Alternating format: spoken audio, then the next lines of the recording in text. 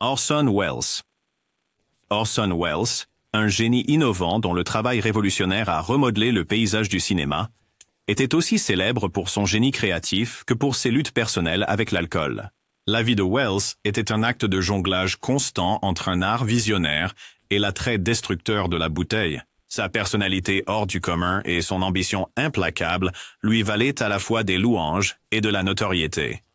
Pourtant, en coulisses, sa relation avec l'alcool était une force turbulente qui sabotait souvent ses projets. Au milieu de la création de chefs-d'œuvre cinématographiques qui résisteraient à l'épreuve du temps, Welles se retrouvait de plus en plus dépendant de l'alcool pour faire face aux pressions d'une industrie imprévisible et au poids de ses propres attentes élevées. Les collègues ont observé que ces élans sporadiques de génie étaient fréquemment entrecoupés de périodes de doute profond et de comportements erratiques, le tout aggravé par sa dépendance à l'alcool. Le paradoxe de son existence, où son génie était à la fois illuminé et obscurci par ses habitudes autodestructrices, demeure l'une des grandes tragédies de l'histoire du cinéma. Le parcours tumultueux de Welles sert de rappel puissant que même les esprits les plus brillants sont vulnérables aux ravages de la dépendance. Son héritage, bien que monumental dans les annales du cinéma, est à jamais teinté par la tristesse d'un homme qui n'a pas pu échapper à l'emprise destructrice de l'alcool. Lindsay Lohan. La trajectoire de Lindsay Lohan à Hollywood a été un tourbillon de promesses précoces et une ascension fulgurante, seulement pour être déraillée par une lutte incessante avec des démons personnels, au premier rang desquels l'alcoolisme. Autrefois célébré comme un talent prodigieux au brillant avenir, le parcours de Lohan est vite devenu une saga tumultueuse d'erreurs publiques et de désespoir privé. Son succès précoce dans des films familiaux a évolué vers une personnalité publique plus compliquée, marquée par un comportement erratique et des scandales fréquents dans les tabloïds. Les pressions de la célébrité et le regard dur des médias sont devenus accablants, la poussant à chercher refuge dans l'engourdissement de l'alcool. Au fil du temps, ce qui a commencé comme une échappatoire s'est transformé en une dépendance dévorante qui a saboté à la fois sa carrière et sa vie personnelle. Les soirées, les séjours en cure de désintoxication et les démêlés juridiques sont devenus des chapitres récurrents de son histoire, chaque épisode soulignant le coût de l'indulgence non maîtrisée. Le talent même qui avait autrefois conquis le cœur de millions de personnes était peu à peu éclipsé par une série de choix destructeurs. Aujourd'hui, la vie de Lindsay Lohan sert de parabole moderne. Un conte de mise en garde pour une nouvelle génération de stars aux prises avec les dangers de la célébrité et les pièges de l'autodestruction. Son histoire demeure une illustration poignante de la manière dont l'attrait de l'alcool peut rapidement transformer une carrière prometteuse en un cycle de déclin et de regret. Oliver Reed. La vie d'Oliver Reed était une tapisserie extraordinaire de talents bruts mêlés d'abandon imprudent, une histoire oscillant entre reconnaissance critique et ruine auto-infligée. En tant que l'un des acteurs les plus dynamiques et charismatiques de la Grande-Bretagne, le talent de Reed à l'écran lui a valu des éloges et de l'adoration. Pourtant, ses aventures hors écran, alimentées par une soif insatiable d'alcool, présentaient un tout autre tableau. Reed a adopté un style de vie défini par les extrêmes, passant de l'absorption de 20 pintes de bière blonde mélangées à des boissons expérimentales en une seule gorgée, à l'exploit légendaire de consommer 126 pintes en 24 heures, se terminant souvent par des cascades bizarres comme faire le poirier sur un bar. Ces frasques, aussi sauvages qu'imprévisibles, sont devenues matière à légende urbaine, un mélange d'audace et de désespoir qui a finalement affecté sa santé. Qu'il escalade des cheminées nues ou organise des farces publiques irrévérencieuses, la vie de Reed était une suite interminable de défis en état d'ébriété. Malgré l'adoration de ses fans, la pression incessante et le chaos d'une vie vécue dans l'excès perpétuel ont lentement érodé sa vitalité. Son dernier acte de surindulgence, qui a précipité une crise cardiaque fatale pendant le tournage de Gladiator, a souligné la dure réalité de son autodestruction. L'histoire de Reed est un rappel brutal que même les stars les plus talentueuses et les plus aimées peuvent succomber à l'emprise séduisante de l'alcool, un conte de mise en garde gravé à la fois dans le triomphe et la tragédie. Dennis Price. La vie de Dennis Price sous les projecteurs était un mélange tragique de charme à l'écran et de désespoir hors écran. Né dans le privilège, Price a obtenu des éloges pour ses prestations raffinées dans le cinéma britannique. Pourtant, derrière son vernis sophistiqué, il menait une guerre privée contre ses démons personnels. Les pressions de Dissimuler sa véritable identité et le chagrin d'un mariage qui se désintégrait l'ont poussé vers la bouteille, un refuge qui est lentement devenu sa perte.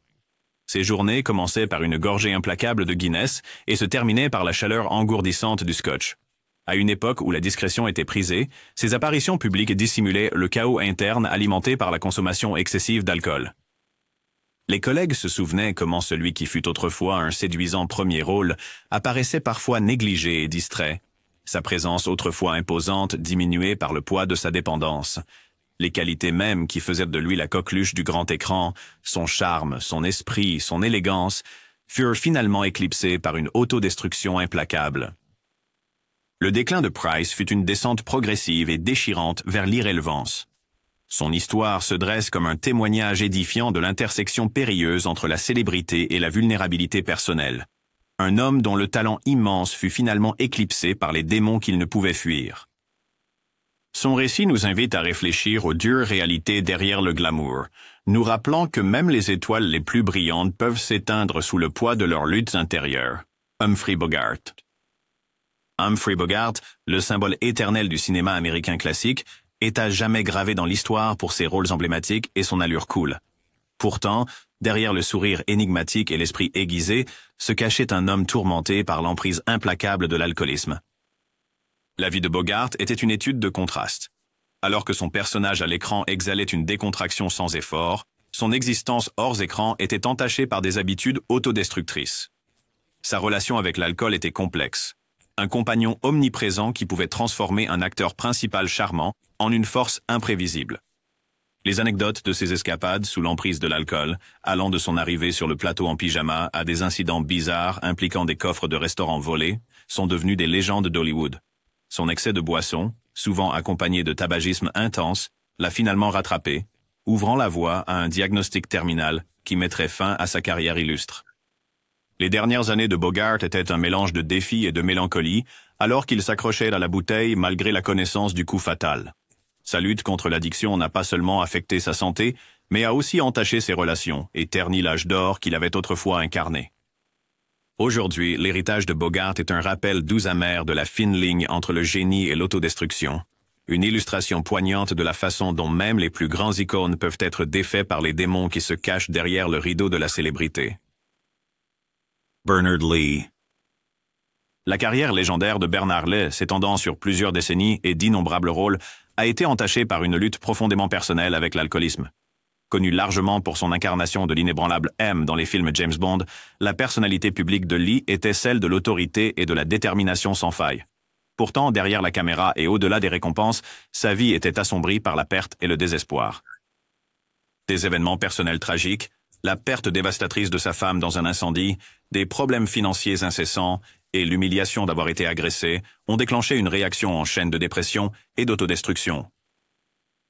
Dans les limites de sa loge, où il cherchait souvent refuge loin de l'éclat brutal des projecteurs, Lee se tourna vers l'alcool comme son seul compagnon. Son mécanisme de gestion était à la fois son refuge et sa perte. Un cycle de consommation excessive qui érodait progressivement la force physique et mentale requise pour sa carrière exigeante. Les collègues ont raconté des moments où Lee était enfermé, luttant contre les démons jumeaux du chagrin et de l'ivresse. Sa présence sur le plateau devenait imprévisible, bien loin de la figure fiable et digne que les spectateurs vénéraient. L'ancien chef valeureux du MI6 est devenu l'emblème de la manière dont une tragédie personnelle incessante peut entraîner même les individus les plus admirés dans une spirale descendante. La vie et l'héritage de Lee servent de rappel poignant de la nature insidieuse de la dépendance et du tribut dévastateur qu'elle peut exiger de ceux qui, malgré leur talent, se trouvent incapables d'échapper à l'emprise de l'alcool. Peter Fonda. Peter Fonda, une figure emblématique du cinéma de contre-culture et un acteur de grand talent, a mené une vie oscillant entre une créativité révolutionnaire et une autodestruction personnelle. Ses performances capturaient l'esprit d'une génération rebelle, mais en coulisses, la dépendance de Fonda à l'alcool a progressivement érodé l'essence même de son talent. Son parcours à Hollywood a été marqué par une série de hauts et de bas, un tourbillon de films innovants et de controverses publiques alimenté par sa consommation excessive d'alcool.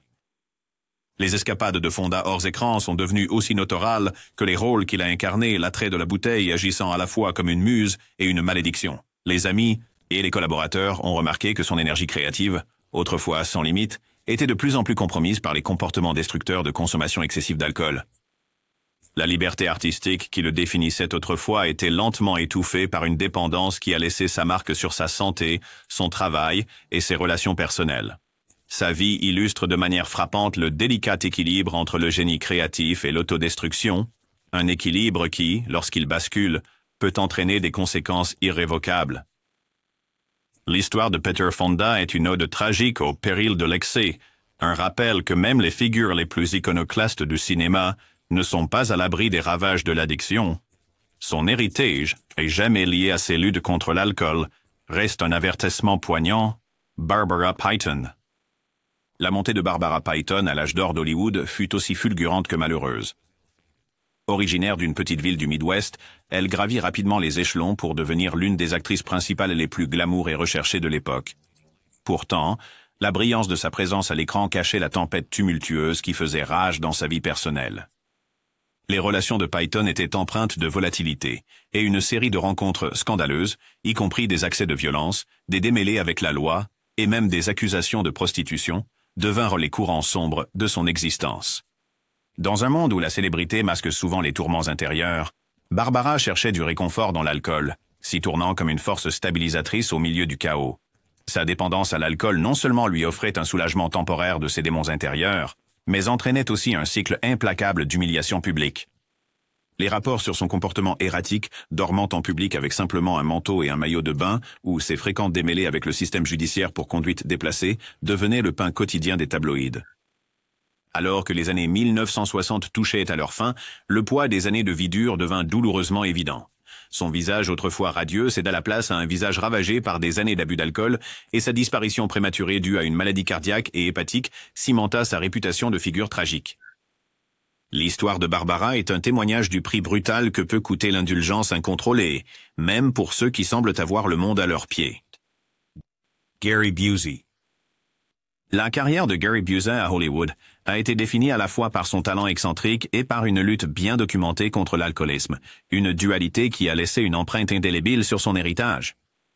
Connu pour ses performances électrisantes et son énergie décalée, le parcours de Busey dans le paysage cinématographique a souvent été terni par des épisodes de forte consommation d'alcool et de comportements imprévisibles. Sa vie a été une montagne russe de critiques élogieuses et de chutes personnelles, où l'excitation de l'écran était constamment minée par la prise insidieuse de l'addiction.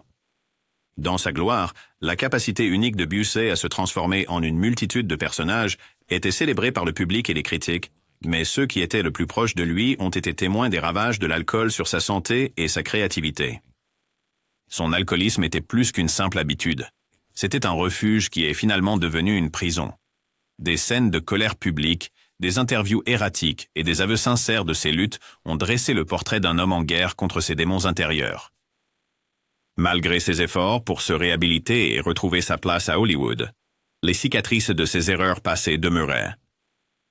L'histoire de Gary Busey est une parabole moderne frappante, un conte d'avertissement qui illustre comment l'attrait de l'alcool peut dérailler même les carrières les plus prometteuses, laissant derrière lui un héritage aussi tragique qu'inoubliable. André le Géant. L'imposante silhouette d'André le Géant et sa personnalité plus grande que nature ont fait de lui une icône à la fois dans la lutte et le cinéma. Connu pour sa nature douce en dehors de la scène, ce colosse de 2,28 m et 227 kg était néanmoins piégé par le vice de l'alcoolisme. Dans l'ombre de sa puissance physique, les habitudes de boisson d'André étaient aussi légendaires que ses rôles. Ses sessions de beuverie étaient légendaires, dépassant 7000 calories d'alcool en une seule fois, ou la nuit fameuse où il a consommé 119 bières avant de succomber à l'épuisement dans un couloir d'hôtel. Alors que ses collègues s'émerveillaient de sa capacité à avaler 40 vodka toniques en une seule nuit, ils observaient aussi avec une inquiétude croissante son corps commencer à le trahir. La tension de l'acromégalie, combinée à une consommation excessive d'alcool, a précipité une série de problèmes de santé qui ont finalement conduit à un diabète et une insuffisance cardiaque. Son rôle de Fedzik dans The Princess Bride reste un souvenir précieux pour beaucoup, mais c'est aussi un rappel brutal du coût que peut imposer une indulgence incessante. Les luttes personnelles d'André, cachées derrière une façade de force et d'humour, illustrent comment même les esprits les plus indomptables peuvent être brisés par l'addiction. Sa fin tragique à l'âge jeune de 46 ans sert sert d'emblème sobre d'une vie définie par un immense talent et une autodestruction inflexible. John Barrymore. John Barrymore, autrefois salué comme le titan shakespearien et la lumière cinématographique du Hollywood des débuts, a mené une vie empreinte à la fois de génie artistique et de ruine auto-infligée. Né dans la prestigieuse famille Barrymore, sa maîtrise de la scène et de l'écran a captivé les publics du monde entier. Pourtant, sous le glamour et le panache théâtral, la vie personnelle de Barrymore était une étude de l'excès et du désespoir. L'alcool était son compagnon constant, une béquille sur laquelle il s'appuyait dès son jeune âge jusqu'à ce qu'elle se transforme en une dépendance paralysante. Au fil des années, sa dépendance à l'alcool commença non seulement à brouiller la clarté de ses performances, mais aussi à mettre sa santé en péril. Sur scène et à l'écran, son interprétation de personnages complexes était entachée par le tremblement indéniable d'un homme luttant contre ses démons intérieurs. Son corps, autrefois un véhicule d'art captivant, montrait les cicatrices indéniables de la maladie rénale chronique et de l'œdème, deux symptômes de sa consommation d'alcool incessante. Malgré des éclairs de génie, le potentiel de Barrymore fut progressivement éclipsé par son incapacité à contrôler sa dépendance. Son déclin tragique fut un voyage lent et douloureux des sommets de la renommée au nadir de l'autodestruction, culminant par une mort qui priva le monde de l'un de ses plus grands talents. L'héritage de Barrymore reste un avertissement sévère, un rappel de la manière dont le génie artistique peut être irrémédiablement terni lorsque des démons personnels prennent le contrôle. Peter O'Toole. Peter O'Toole, célébré pour ses performances captivantes et une présence inoubliable sur scène et à l'écran, portait le double fardeau d'un talent extraordinaire et d'une lutte écrasante contre l'alcoolisme. Sa carrière, ornée de distinctions et de rôles vénérés dans des drames épiques, semblait souvent en contradiction avec les habitudes destructrices qui hantaient sa vie personnelle. La relation d'O'Toole avec l'alcool était aussi complexe que son art. Un compagnon dans la solitude qui a peu à peu évolué en une addiction dévorante. Ses escapades légendaires sur les plateaux de tournage, marquées par des accès d'ivresse qui frôlaient parfois l'absurde, sont devenues célèbres parmi ses collègues et le public. Que ce soit les nuits notoires à Beyrouth lors du tournage de Lawrence d'Arabie ou son comportement erratique sur scène, sa consommation excessive d'alcool était un spectre persistant. Le tribut était visible sur ses traits autrefois vibrants, désormais usés et marqués par des années d'autodestruction.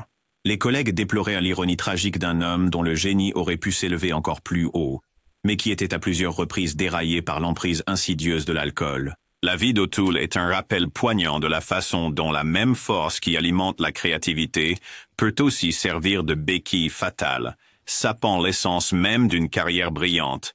Son héritage, bien que lumineux à l'écran, est à jamais lié au chagrin des batailles perdues contre la dépendance. Richard Burton. La carrière de Richard Burton était une symphonie de talents bruts et de passions tumultueuses, mais elle a également été entachée par une lutte incessante contre l'alcoolisme. Renommé pour sa voix veloutée et sa présence imposante, Burton captivait le public aussi bien dans les films que sur scène. Cependant, derrière l'attrait magnétique se cachait un homme dont les luttes avec l'alcool ont commencé à un jeune âge. Commençant son habitude de boire dès l'âge de 12 ans, la consommation de Burton a atteint des proportions vertigineuses. À son apogée, il aurait absorbé 3 bouteilles de vodka par jour. Ses beuveries notoires, y compris la nuit où il a bu 21 shots de tequila avant de plonger dans la mer après avoir entendu parler d'un requin, sont devenues emblématiques d'un mode de vie autodestructeur. Des collègues ont raconté des histoires effrayantes du tournage de The Klansman, où l'ivresse de Burton menaçait non seulement sa performance, mais aussi la sécurité de ceux qui l'entouraient. Son déclin physique, marqué par des reins agrandis et d'autres problèmes de santé graves, était un sombre témoignage de décennies d'excès non contrôlés. Malgré les avertissements des médecins et les supplications des amis, l'addiction de Burton a renforcé son emprise, sapant sa carrière brillante et aboutissant à sa mort prématurée. Sa vie, mélange de grandeur et de tragédie, reste un puissant rappel des conséquences dévastatrices de l'alcoolisme. Un acteur autrefois grand dont l'immense talent a finalement été éclipsé par ses démons intérieurs. Errol Flynn. Errol Flynn, le héros de Cap et d'épée par excellence de l'âge d'or d'Hollywood, était célèbre pour ses rôles audacieux et son charme indéniable. Pourtant, sous le vernis de l'aventure et de la romance, se cachait une vie consumée par l'indulgence et l'autodestruction. L'existence hors écran de Flynn était caractérisée par des fêtes somptueuses. des escapades sauvages et un appétit insatiable pour l'alcool. Ses exploits légendaires, illustrés par des fêtes extravagantes dans sa résidence de Malibu et des défis alcoolisés sur le plateau, sont devenus une arme à double tranchant. Alors qu'elle cimentait sa réputation de bon vivant, elle masquait aussi la détérioration progressive de sa santé. L'énergie même qui alimentait ses exploits à l'écran était lentement épuisée par des années de consommation d'alcool incessante.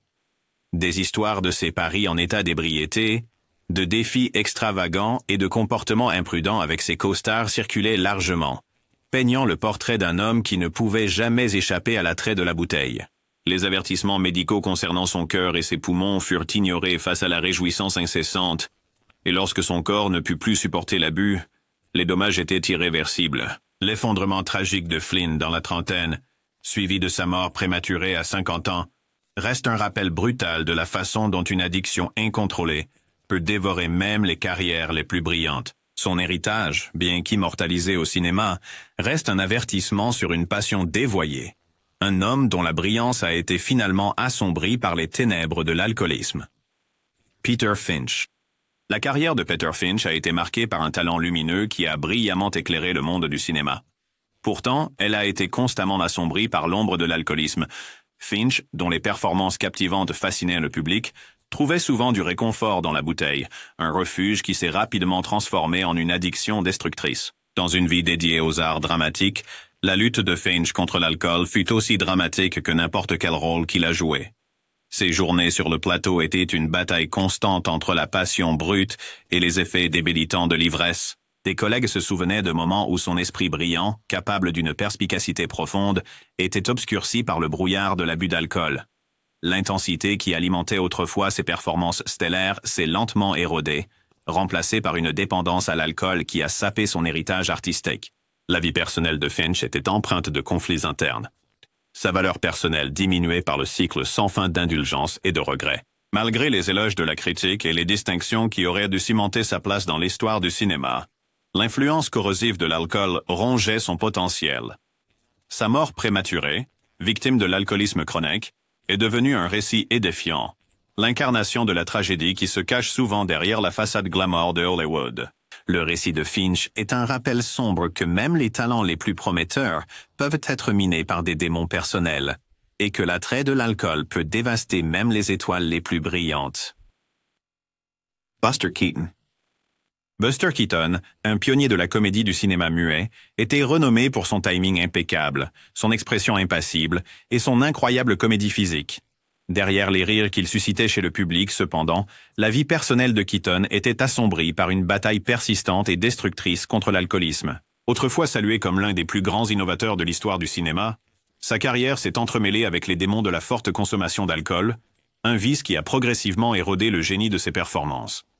La même créativité brillante qui le voyait exécuter des cascades audacieuses et livrer un humour impassible était progressivement étouffée par l'attrait incessant de la bouteille.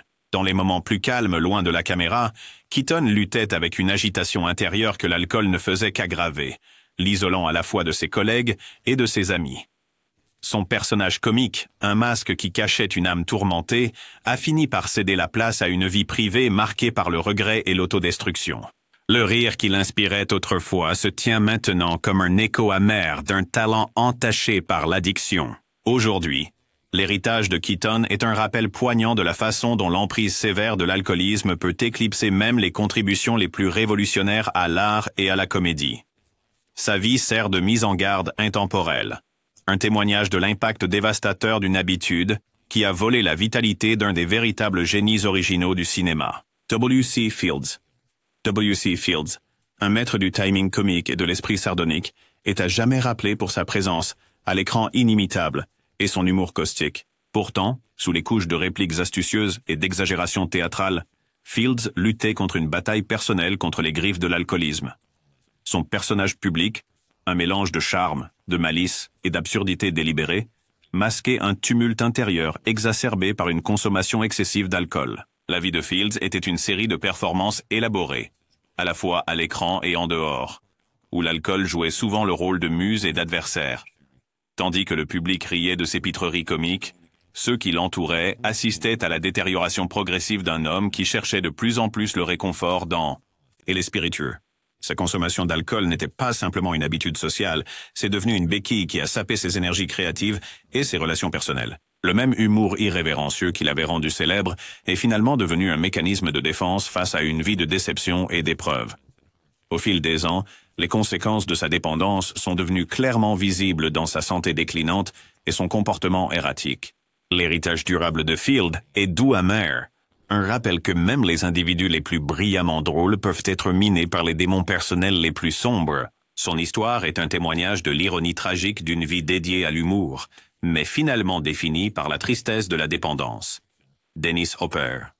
L'héritage de Dennis Hopper dans le cinéma américain est défini à la fois par sa créativité visionnaire et les démons personnels qui l'ont hanté tout au long de sa carrière. Une force de la nature à l'écran, l'approche audacieuse et non conventionnelle de Hopper en matière d'interprétation n'était égalée que par ses exploits hors écran tout aussi notoires. Sa vie est devenue un flou de films révolutionnaires, d'art incendiaire et d'une dépendance inébranlable à l'alcool. L'alcoolisme de Hopper n'était pas seulement une indulgence, c'était une béquille sur laquelle il s'appuyait en période de tension créative et de désespoir personnel. Connu pour sa présence électrisante et ses rôles audacieux, il était également connu pour son comportement sauvage sur le plateau, où ses accès d'ivresse entraînaient souvent des résultats imprévisibles et auto-sabotants. Amis et collègues parlaient à voix basse de cet homme qui pouvait être à la fois un artiste brillant et une épave d'autodestruction en l'espace d'une seule journée. Malgré les tentatives de modérer ses habitudes, les effets corrosifs de l'abus chronique d'alcool ont progressivement érodé sa santé et terni son héritage. La vie de Hopper est une tapisserie complexe de triomphes artistiques entremêlés de tragédies personnelles, rappelant de façon frappante que la quête de la liberté créative peut parfois avoir un coût insurmontable. Son parcours, ponctué à la fois de brillance et de déchéance, reste un avertissement sur le prix élevé de l'indulgence incontrôlée dans le monde impitoyable de Hollywood. Charlie Sheen. L'ascension de Charlie Sheen vers la célébrité s'est accompagnée d'un style de vie exubérant qui est vite devenu synonyme d'excès. Des excès qui ont finalement conduit à une relation destructrice avec l'alcool. Autrefois célébré pour sa présence magnétique à l'écran et son charme canaille, la vie de Sheen a pris un tournant tumultueux alors que ses frasques en dehors de l'écran dominaient de plus en plus les gros titres. L'attrait de la bouteille, combiné aux pressions de la vie publique, l'a mis sur le chemin de l'autodestruction. Son personnage, autrefois défini par une assurance et un talent indéniable, s'est progressivement transformé en celui d'une célébrité troublée, embourbée dans scandale après scandale. Les histoires de ses nuits sauvages, de ses effondrements publics et de son comportement erratique dressent le portrait d'un homme en lutte constante avec ses démons intérieurs. Ses amis, sa famille et ses collègues ont souvent raconté comment les qualités qu'il avait jadis rendues célèbres ont été érodées par l'attrait incessant de l'alcool. Malgré ses tentatives de réhabilitation et ses nombreuses supplications publiques à l'aide, le cycle de l'indulgence s'est avéré difficile à briser. La vie de Sheen est emblématique du coût tragique des excès non contrôlés, une mise en garde sur un acteur brillant dont les luttes personnelles ont été diffusées au monde entier, éclipsant finalement sa carrière autrefois prometteuse. Son histoire rappelle crûment que le scintillement de la célébrité peut dissimuler de profondes blessures personnelles. Matthew Perry. Le charme et l'esprit de Matthew Perry lui ont valu une place parmi les stars de télévision les plus appréciées d'Hollywood.